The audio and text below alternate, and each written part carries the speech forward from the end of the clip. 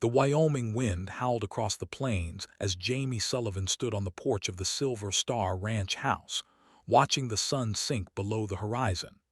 At 23, he'd never expected his life to turn out like this. Married to a man he barely knew, living on a ranch 1,000 miles from everything familiar, his virginity still intact 3 weeks after his wedding day. His husband, Cole Branson, was somewhere out checking the cattle. Always checking the cattle, fixing fences, working with the horses, anything to avoid being alone with Jamie for too long. They were polite to each other, cordial even, but there was a wall between them that neither seemed to know how to breach. Jamie pulled his jacket tighter against the cold. He'd grown up in Seattle, son of a software engineer and a graphic designer. His life centered around coffee shops and bookstores and the constant gray drizzle of the Pacific Northwest. He'd never even seen a cow up close until he'd arrived at the Silver Star 3 weeks ago as Cole Branson's legal husband. The marriage had been his father's dying wish, literally. Thomas Sullivan had grown up on the ranch next to the Branson property, childhood best friends with Cole's father, Michael. The two men had made a pact decades ago, half joking, that their children would marry and unite their families. Nobody had taken it seriously until Thomas received his terminal cancer diagnosis. "Promise me," his father had said, his hand gripping Jamie's with surprising strength for someone so ill. "Promise me you'll honor the arrangement with the Bransons. I know it sounds archaic, I know it's not what you planned, but Michael's son needs help, Jamie. The ranch is struggling and Cole needs a partner. You're smart, you're capable, and maybe you'll find something real there." What his father hadn't said, but what Jamie had understood from the careful way he'd phrased it, was that Michael Branson had told Thomas his son was gay.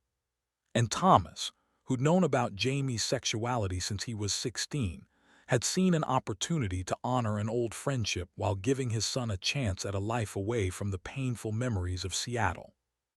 So Jamie had said yes, had packed up his life, driven across 3 states, and married Cole Branson in a small ceremony at the county courthouse with just their fathers as witnesses. Michael Branson had died 2 weeks later, his heart finally giving out after years of strain. Thomas had followed a week after that, leaving Jamie and Cole alone on the Silver Star Ranch, married strangers trying to figure out how to live together. The sound of a truck engine pulled Jamie from his thoughts. Cole's battered Ford came up the drive, parking near the barn. Jamie watched as his husband climbed out, all 6'3" of him, broad-shouldered and lean-hipped, moving with the easy grace of someone who'd spent his entire 30 years working the land. Cole Branson was beautiful in a rough, masculine way, dark hair that curled slightly at the ends, perpetually in need of a cut, sharp blue eyes that rarely met Jamie's for long, a strong jaw usually shadowed with stubble, calloused hands that knew hard work. Jamie had been attracted to him from the first moment they'd met, had felt his stomach flip when Cole had said, "I do," in his deep, gravelly voice. But Cole had barely touched him since the wedding. A brief kiss at the ceremony, chaste and careful. That was it. They slept in separate bedrooms, ate meals in near silence, existed in the same space without really connecting. Jamie knew why, at least partially. Cole was grieving his father. The ranch was in financial trouble. Jamie had seen enough of the books to understand that. And Cole had been essentially forced into a marriage he'd never wanted, saddled with a city boy who knew nothing about ranch life and couldn't contribute much beyond cooking meals and trying to learn the basics. But tonight something had to change. Jamie had made a decision. Cole came up the porch steps, pulling off his work gloves. "Getting cold out here. You should come inside." "I was waiting for you." Jamie's heart hammered in his chest. "I made dinner, pot roast." "You didn't have to do that," but Cole looked pleased. "I'll wash up." They ate dinner at the kitchen table, the same careful dance they'd done every night. Cole complimented the food. Jamie asked about the ranch work. They discussed the weather forecast, the price of feed, whether they needed to call the vet for one of the horses. Surface-level conversation that kept them from addressing anything real. Finally, Jamie couldn't take it anymore. "Cole, we need to talk." His husband looked up, something wary in his blue eyes. "About what?" "About us, about this marriage." Jamie took a breath. "We've been married 3 weeks and we're living like roommates, barely even that." Cole set down his fork carefully. "What did you expect, Jamie? This wasn't exactly a love match. Our fathers pushed us into this." "I know that, but we're still married. And I'm trying to make this work, but I can't do it alone." Jamie's voice cracked slightly. "You won't talk to me, won't touch me, won't let me in. I feel like I'm living with a ghost." "I'm doing the best I can." Cole's jaw clenched. "I just lost my father. I'm trying to keep this ranch afloat. I don't have the energy for—" "For what? For a relationship with your husband?" Jamie felt tears prick his eyes. "I lost my father too, Cole. I'm grieving too, but at least I'm trying." Cole stood abruptly, his chair scraping against the floor. "What do you want from me, Jamie? You want me to pretend this is some kind of fairy tale, that we fell in love and got married and everything's perfect?" "No, I want you to acknowledge that I exist, that I'm here, that I'm your husband, that maybe we could try to build something real instead of just tolerating each other." They stared at each other across the kitchen table, the air thick with tension and unspoken things. Cole's chest rose and fell with heavy breaths, his hands clenched at his sides. Jamie felt exposed, vulnerable, but also relieved to have finally said something. "You think I don't want that?" Cole's voice dropped to barely above a whisper. "You think I don't lie awake at night, knowing you're in the next room, wanting—" He stopped himself, shaking his head. "You don't understand." "Then help me understand." Jamie moved around the table, stepping closer to Cole. His husband didn't back away, but his body was tense, coiled. "Talk to me, please." Cole's eyes finally met his, and what Jamie saw there made his breath catch, desire, fear, longing, all tangled together. "I don't know how to do this," Cole admitted. I've been with men before, but never someone like you. Never someone I was married to, never someone so." "So what?" "Innocent." The word came out rough. "Jamie, you're 23 years old, you grew up in the city. You probably had plans for your life that didn't include being stuck on a failing ranch with a cowboy you didn't choose. And I know," he took a shaky breath, "I know you're a virgin. You told me that before the wedding."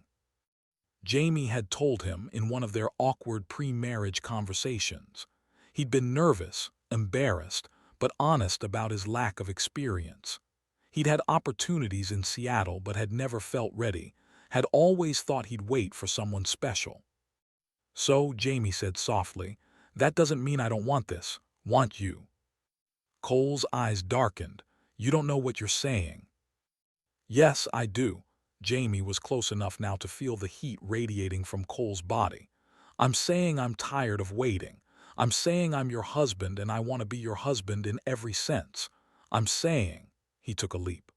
"I'm saying that tonight I want you to take me to bed and show me what it means to be married to you." Cole sucked in a sharp breath. His hands came up, hovering near Jamie's shoulders but not quite touching. "Jamie, we can't just." "Why not?" Jamie's voice was steady despite his racing heart. "Give me one good reason why we shouldn't." "Because once we do this, everything changes. Because I don't know if I can be gentle enough for your first time. Because—" Cole's voice cracked. "Because I'm already half in love with you, and if we do this, if I have you like that, I don't think I'll be able to keep my heart out of it anymore." The confession hung in the air between them. Jamie felt like all the oxygen had been sucked from the room. Cole loved him, or was starting to. Despite everything, despite the arranged marriage and the grief and the struggle, Cole felt something real. "Good," Jamie whispered, "because I don't want you to keep your heart out of it. I want all of you, Cole, everything you've been holding back." Cole's control visibly snapped. His hands finally landed on Jamie's shoulders, pulling him close, and then his mouth was on Jamie's in a kiss that was nothing like the chaste peck at their wedding. This kiss was hungry, desperate, full of 3 weeks of pent-up desire and frustration. Jamie gasped against Cole's mouth, his hands clutching at his husband's shirt. Cole kissed like he was drowning, and Jamie was air, deep, consuming, overwhelming. His tongue swept into Jamie's mouth, and Jamie made a sound he'd never made before, something between a moan and a whimper. When they finally broke apart, both breathing hard, Cole rested his forehead against Jamie's. "Are you sure?" he asked, his voice hoarse. "Because if we start this, I'm not going to be able to stop. Tonight you're going to take all of me, everything I've been holding back. And your first time is going to be with me, in our bed, claiming you as mine. Are you sure that's what you want?" Jamie looked up into those intense blue eyes and knew his answer. "Yes, I've never been more sure of anything." Cole swept him up, literally lifting Jamie into his arms like he weighed nothing, and carried him toward the stairs. Jamie wrapped his arms around Cole's neck, his heart pounding with anticipation and nervousness and excitement all mixed together. This was it. Tonight, everything was going to change. Cole's bedroom, their bedroom technically, though Jamie had never slept in it, was at the end of the upstairs hallway. It was simply furnished. A large bed with a heavy wooden frame, a dresser, a nightstand, a chair by the window. The room smelled like coal, leather, and sage, and something indefinably masculine. Cole set Jamie down gently beside the bed, his hand steadying him. In the dim light from the bedside lamp, Jamie could see the desire in his husband's eyes, but also the care, the concern. "If you want to stop at any point," Cole said, his voice low, "you tell me. I don't care how far we've gone, you say stop and we stop. Understood?" Jamie nodded, his throat tight. "Understood." "Use your words, Jamie. I need to hear you say it." "Yes, I understand. If I want to stop, I'll tell you." "Good." Cole's hand came up, cupping Jamie's face with surprising gentleness. "I'm going to take care of you, I promise, but I also need you to know I've wanted you since the day we met, seeing you standing there at the courthouse, so nervous and beautiful, saying vows to me. I've been holding back for weeks, trying to be respectful, trying to give you space, but now that I have permission—" His thumb brushed over Jamie's bottom lip. "Now that I know you want this too, I'm going to make you mine in every way possible." A shiver ran through Jamie's body. "I want that." "You're a virgin," Cole continued, his hand sliding down to Jamie's neck. "That means I need to prepare you properly, take my time, make sure you're ready. It might take a while, and I need you to trust me. Can you do that?" "Yes." Cole smiled, slow and devastating. Then he kissed Jamie again, softer this time but no less intense. His hands moved to the buttons of Jamie's shirt, unfastening them one by one with deliberate patience. When the shirt fell open, revealing Jamie's pale chest, Cole made a low sound of appreciation. "Beautiful," he murmured, his calloused fingertips tracing over Jamie's collarbone down his sternum. "You're so damn beautiful, Jamie." Jamie had never thought of himself as particularly attractive. He was too thin, too pale, too soft compared to the rugged men of Wyoming. But the way Cole looked at him, touched him, made him feel beautiful, desired, wanted. Cole's mouth followed where his fingers had been, pressing kisses to Jamie's throat, his collarbones, down the center of his chest. Jamie's head fell back, a soft moan escaping his lips. His own hands found their way to Cole's shirt, tugging at it impatiently. "Want this off?" Jamie managed. Cole straightened and pulled his shirt over his head in one smooth motion, tossing it aside. Jamie's mouth went dry. He'd seen Cole shirtless before. It was hard to avoid on a ranch where men worked in the heat. But he'd never been allowed to look, to really study the planes of muscle, the scattering of dark hair across his chest, the faded scars from years of ranch work. "You can touch," Cole said, reading his expression. "I want you to touch me." Jamie's hands were shaking slightly as he reached out, pressing his palms flat against Cole's chest. His husband was warm, solid, his heartbeat strong beneath Jamie's touch. Jamie explored carefully, tracing the definition of Cole's abs, the dip of his hip bones where they disappeared into his jeans. Cole's breathing had gone rough. "Jamie," he said, his voice strained, "you're killing me." Good, Jamie said, surprised by his own boldness. You've been killing me for 3 weeks. Cole growled, actually growled, and then they were moving again. Cole efficiently stripped Jamie of the rest of his clothes, laying him back on the bed. Jamie felt exposed, vulnerable. But the way Cole looked at him, like he was precious, like he was everything, chased away most of his nervousness. Gonna take care of you, Cole promised, kneeling on the bed beside Jamie. Gonna make you feel so good, baby, but you need to communicate with me. Tell me what feels good, what doesn't. Tell me if anything hurts. Can you do that? Yes, Jamie breathed. What followed was an education in pleasure Jamie had never imagined. Cole touched him everywhere, kissed him everywhere, learning his body with thorough attention. He found every sensitive spot, the hollow of Jamie's throat, the inside of his wrists, the soft skin behind his knees.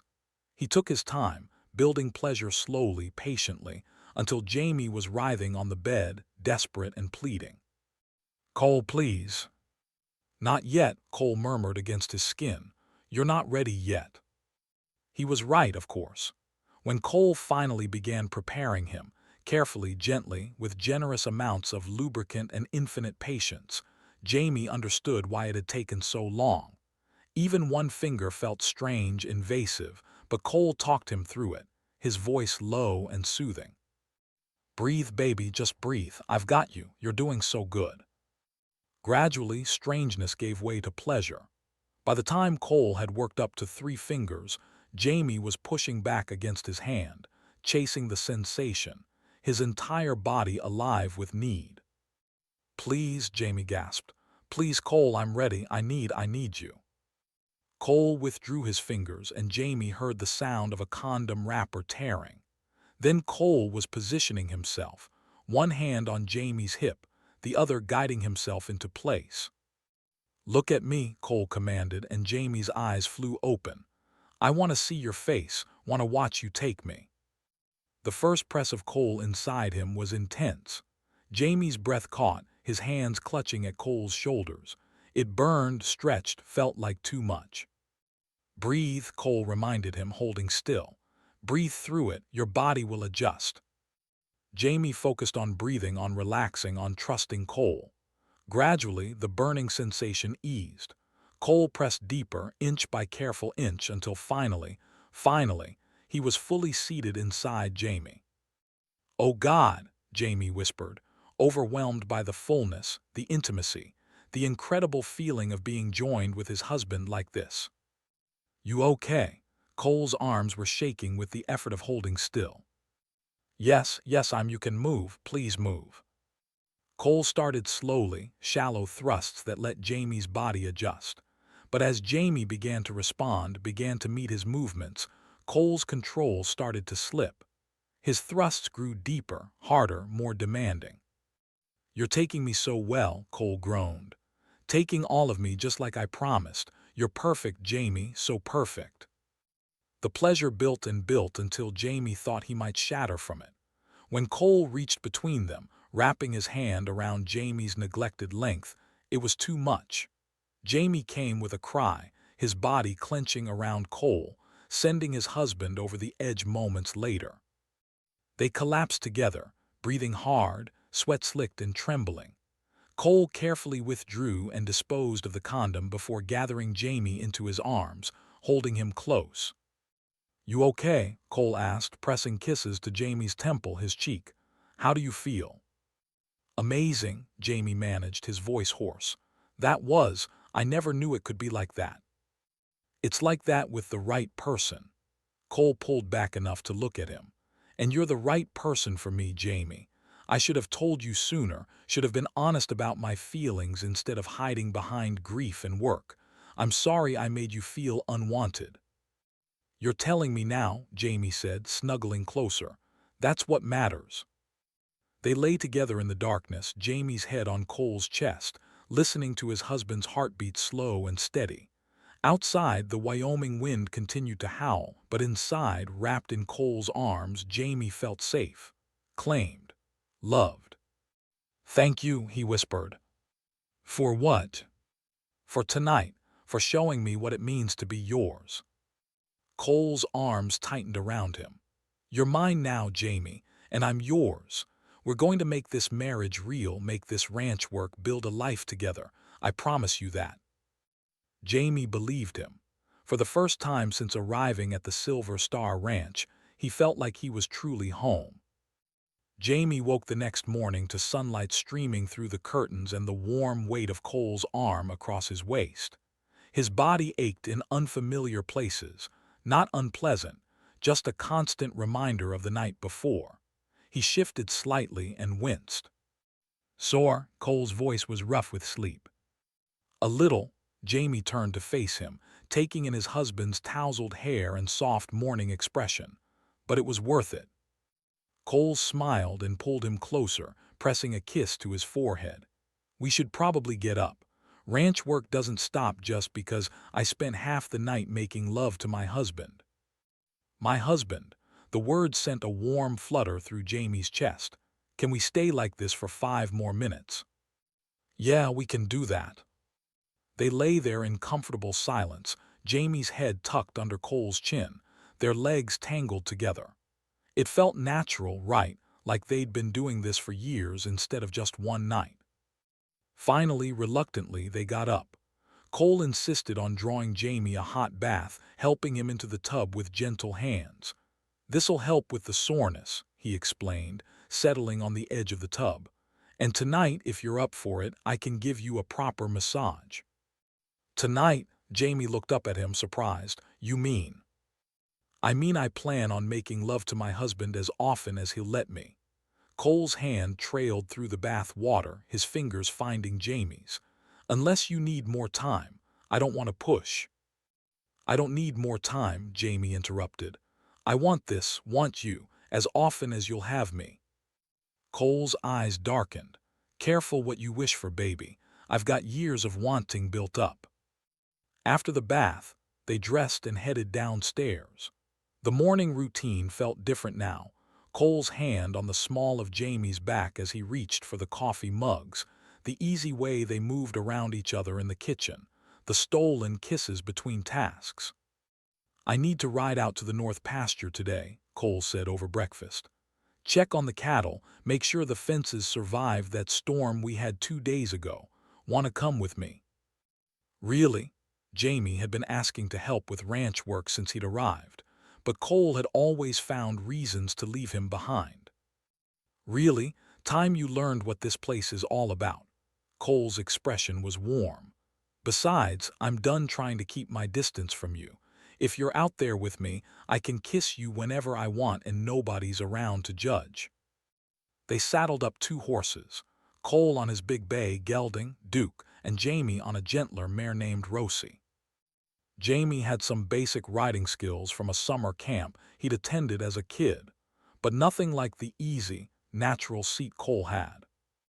The ride out to the north pasture took about 40 minutes, following trails that wound through rolling grassland. The morning was crisp and clear, the sky an endless blue bowl overhead. Jamie had to admit there was something beautiful about this landscape. Harsh and unforgiving, yes, but also magnificent in its vastness. "Your father built this ranch from nothing," Cole said as they rode. "Started with 50 acres and a dream. By the time he died, we had 1,500 acres and a decent-sized herd. But the last few years have been hard. Drought, market prices tanking, equipment breaking down. We're barely breaking even." "How bad is it?" Cole was quiet for a moment. "Bad enough that without some changes, we might lose the place within a year." Jamie's chest tightened. He'd known things were difficult, but he hadn't realized they were quite that dire. "What kind of changes?" "We need to diversify. Can't just rely on cattle anymore. I've been thinking about starting a horse breeding operation. Quarter horses are in demand for ranch work. Maybe getting into guest ranching, taking on people who want the authentic cowboy experience. But all of that requires capital we don't have." They reached the north pasture and spent the next several hours checking the fence line, counting cattle, making notes about repairs that needed to be done. Cole was patient as he explained things to Jamie, showed him how to spot problems, taught him the basics of cattle behavior. "You're a natural," Cole said as they stopped for lunch, sandwiches Cole had packed that morning, eaten sitting on a boulder overlooking the grazing herd. "You learn quick." "I want to help," Jamie said. "I know I don't have ranch experience, but I'm smart, I'm willing to work, and this is my home now too. Let me be a real partner in this, Cole. Not just your husband, but your partner in running this place." Cole looked at him for a long moment, something soft in his expression. "Okay, yeah, I'd like that." He reached over and took Jamie's hand. "Thank you for caring about this place, about me, about making this work. It's what I signed up for. Maybe not exactly the way I imagined, but—" Jamie squeezed his hand. "I'm glad I did, glad I'm here with you." They kissed there on the boulder, the Wyoming sun warm on their backs, cattle grazing peacefully below them. When they pulled apart, Cole's smile was the most genuine Jamie had seen from him. "Come on," Cole said. "Let's head back. I want to show you the books tonight, go over the finances together.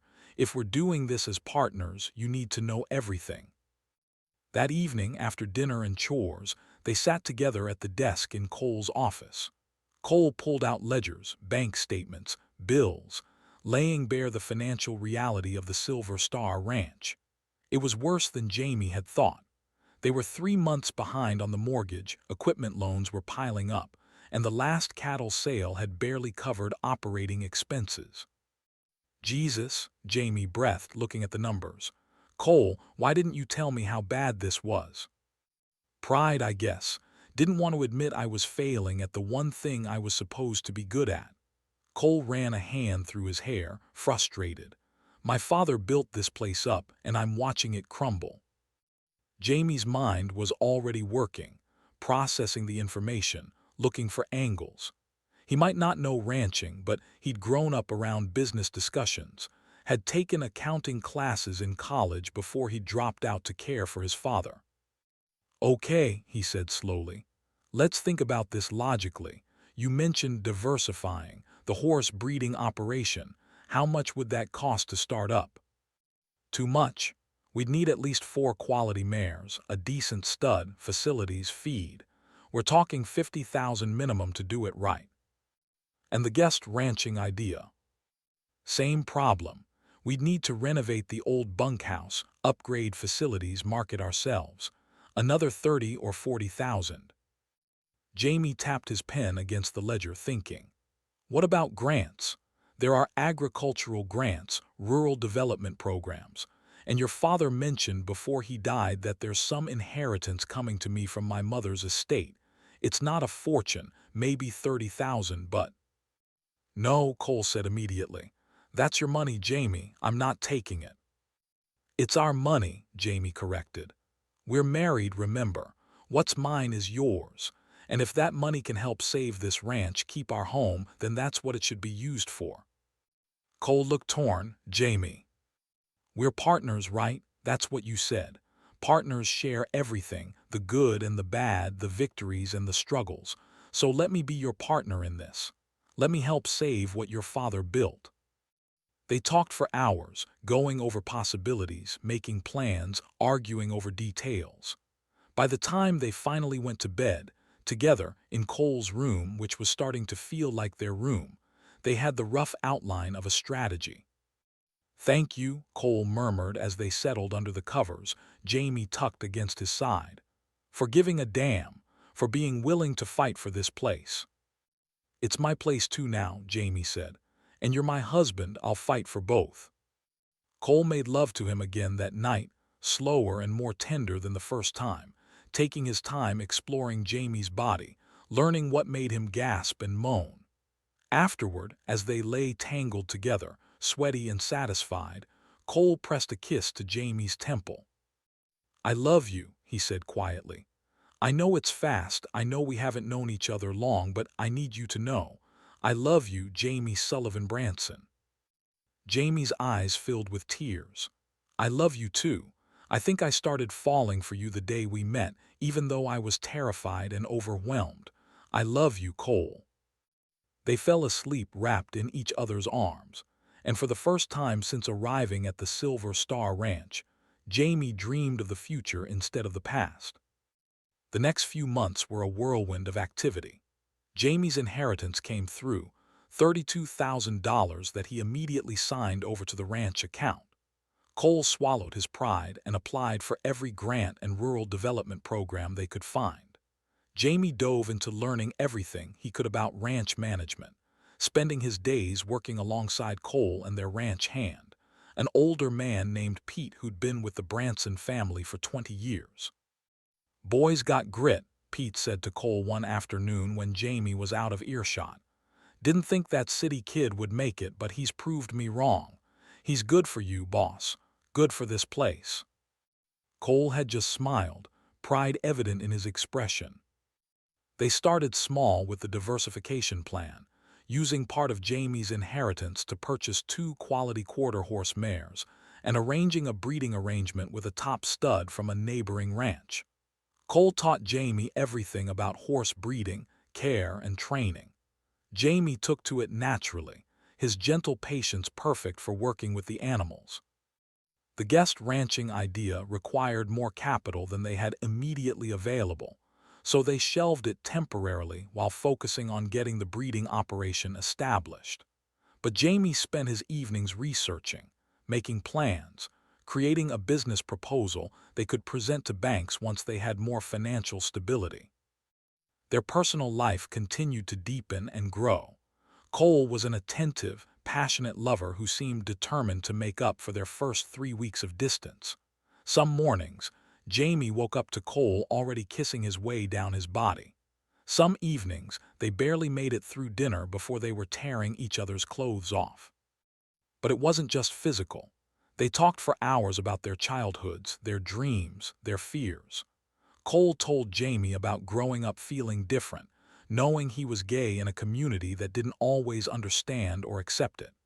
How he'd had brief, hidden relationships with other men over the years, but had never thought he'd be able to have something real, something lasting.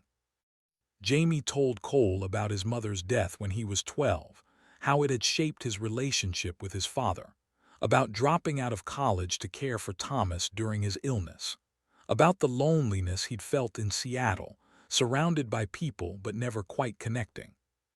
"I never felt like I belonged anywhere," Jamie admitted one night as they lay in bed, "until I came here, until you." Cole held him tighter. "You belong here with me, always." 3 months into their marriage, they got their first piece of good news.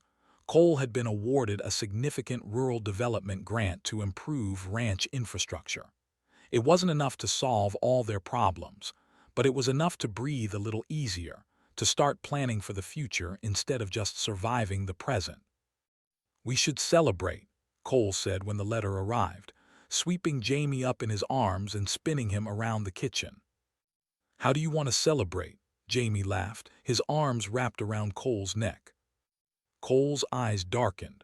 "I've got some ideas. None of them involve leaving this house." They made it as far as the living room couch before clothes started coming off. Cole took him right there, both of them too eager to make it upstairs, swallowing each other's moans with deep kisses. But not everything was perfect.